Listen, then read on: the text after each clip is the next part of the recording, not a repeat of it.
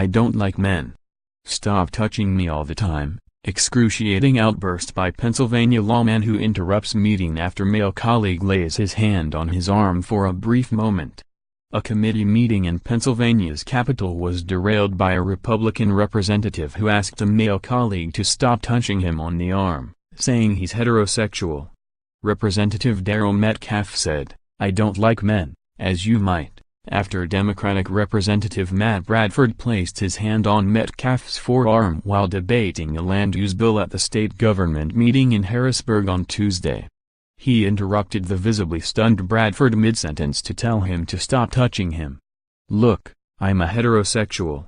I have a wife, I love my wife, I don't like men, as you might. But stop touching me all the time," the rep from Butler County told Bradford, who started laughing. Metcalfe added, "Keep your hands to yourself.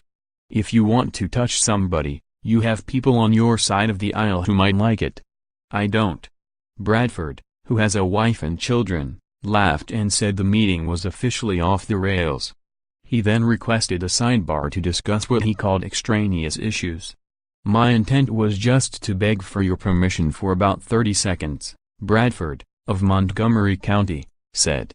Metcalfe, who is serving his 10th term in office, responded, "Then beg, don't touch." Pennsylvania's first openly gay legislator, Representative Brian Sims, expressed outrage on Facebook over Metcalfe's comments. State Representative Daryl Metcalfe disrupted a state government committee meeting this morning, about a land use bill, to loudly declare his heterosexuality. Wrote Sims. The Democrat added, "You can't make this stuff up. The most homophobic, transphobic, racist, sexist, xenophobic member of our government is using legislative time, and taxpayer dollars, to interrupt a meeting to announce his sexual orientation." Following Metcalfe's comments, the Pennsylvania Democratic Party called for his resignation.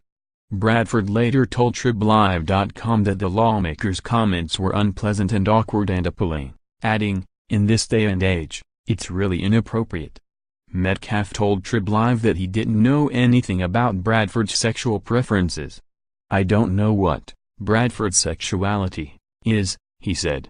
"But I know from him touching me all the time that he indicates he likes to touch men." When asked about Metcalfe's claim, Bradford said, "I'll be honest, I often try to calm him down. I speak with my hands.